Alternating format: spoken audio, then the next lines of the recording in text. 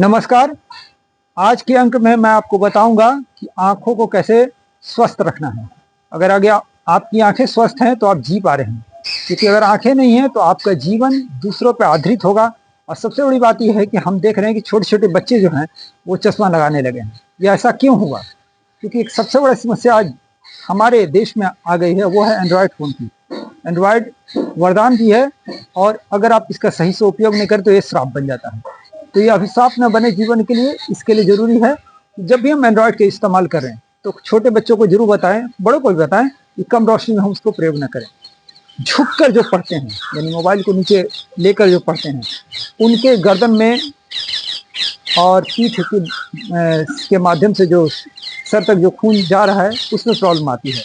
एक और समस्या जो सबसे बड़ी हो रही है वो है कि हम लोग लगातार मोबाइल देखते हैं, और मोबाइल देखते समय ये ध्यान नहीं रखते हैं कि आंखों की पलक झुकी या न झुकी। तो आंखें अगर आप नहीं झपका रहे हैं, पलकें नहीं झपका रहे हैं, यानी इस तरह से नहीं कर पा रहे हैं, तो आपकी आंखों की समस्या बढ़ने वाली है, यानी आप प्रॉब्लम हो जाएगा। तो समस्याएं ना हो इसके लिए हमें बीच बीच में 10-20 सेकंड जब हो जाए तो हम आंखों को कम से कम 1 बार, 2 बार, 3 बार, 4 बार, नहीं तो हाथों को रगड़ के इस प्रकार से लगाएंगे, फिर अंदर धीरे धीरे आंख खोलेंगे, हटाएंगे। तो ये 2 बार 3 बार अगर हम करते हैं तो हमारी आंखें स्वस्थ रहेंगी। और हरी सब्जियों का प्रयोग करें।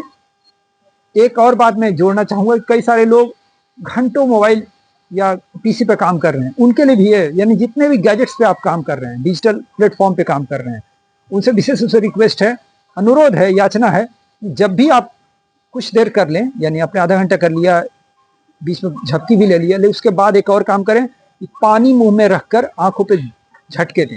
तो आंख की जो पानी के जो छींटे हैं वो आपकी आंखों को, यानी आंख के आंतरिक हिस्सों को बहुत स्वस्थ रखेंगे, क्योंकि अगर आंखें नहीं हैं तो जीवन नहीं है। और ध्यान रखेंगे, अगर आप स्वस्थ रहना चाहते हैं, सुरक्षित रहना चाहते हैं, तो आपकी आंखें ठीक से काम करें।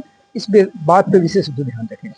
उम्मीद है कि आपको ये बात समझ में आई होगी। अगले अंक में हम आंखों से संबंधित योग, पेट संबंधित योग, रीढ़ की हड्डी संबंधित योग, ये सारी चीजें हम बताएंगे।